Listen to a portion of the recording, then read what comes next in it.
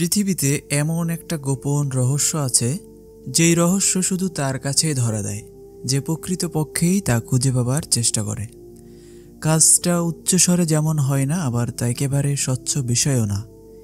এটা এমন এক শক্তি যা পৃথিবীর কোলাহলে অর্জন সম্ভব নয়।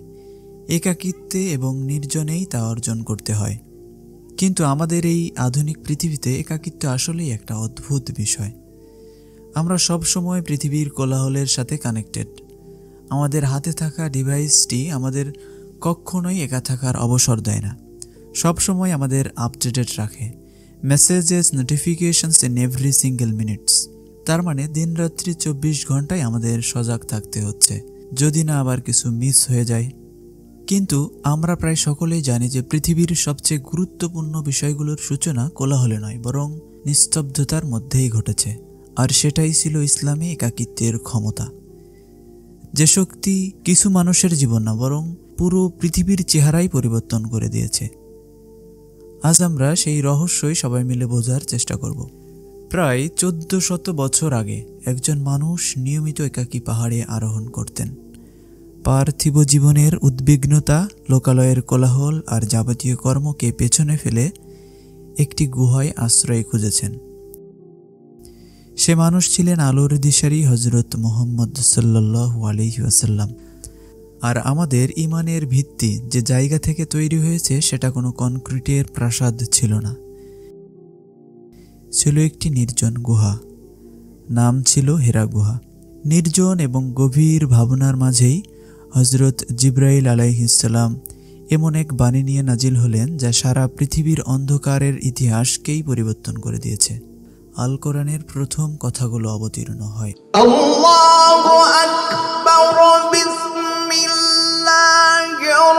রাহমানির রাহিম। ইকরা বিসমি রাব্বিকাল্লাযী খলাক, খলাকাল ইনসানা মিন আলাকিন। ইকরা ওয়া রাব্বুকাল আকরাম الذي علم بالقلم علم الإنسان ما لم يعلم।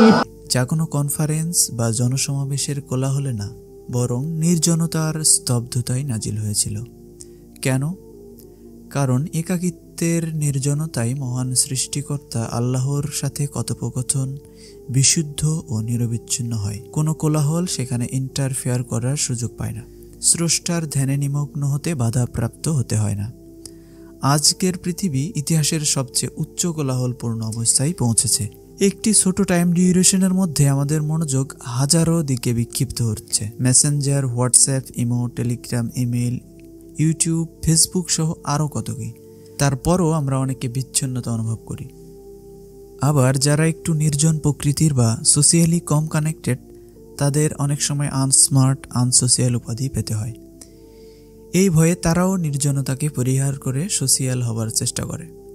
কিন্তু বাস্তবতা হচ্ছে, পৃথিবীর এই কোলাহল হৃদয়ের নিস্তব্ধতা বা অনুভূতিকে অনুভব করতে পারে না।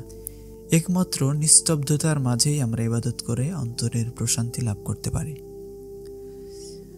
আরেকটি বিষয় কি আমরা খেয়াল করেছি? গল্প, উপন্যাস বা নাটক, সিনেমায় প্রেমিক প্রেমিকা কেন দুজনে হারিয়ে যেতে চায় এমন এক পৃথিবীতে যেখানে কেউ থাকবে না? কারণ নির্জনে তাদের মনের যোগাযোগটা নিরবিচ্ছিন্ন হবে এবং কেউ বিরক্ত করবে না। আবার গত 5ই আগস্টের বিপ্লবের কথাই যদি ধরি, সেখানে যে এত বড় একটা বিপ্লব হয়ে গেল, সেটার পেছনেও কিন্তু একটা নীরব পরিকল্পনা অবশ্যই ছিল। আচ্ছা, তাহলে ভিডিওটির উদ্দেশ্য কি সন্ন্যাস জীবন গ্রহণের প্রতি উৎসাহিত করা? না। রাসূলুল্লাহ সাল্লাল্লাহু আলাইহি ওয়াসাল্লাম সারা জীবনের জন্য হীরা গুহায় যাননি। তিনি সেখানে গিয়েছিলেন পথ নির্দেশনা পেতে। সন্ন্যাসীরা সারা জীবনের জন্য দুনিয়াকে ছেড়ে দেন, আর একজন আল্লাহর বন্ধু একাকিত্ব গ্রহণ করে কিছু সময়ের জন্য, দুনিয়াকে পুনরায় গড়ে তোলার পথ নির্দেশনা পাওয়ার জন্য।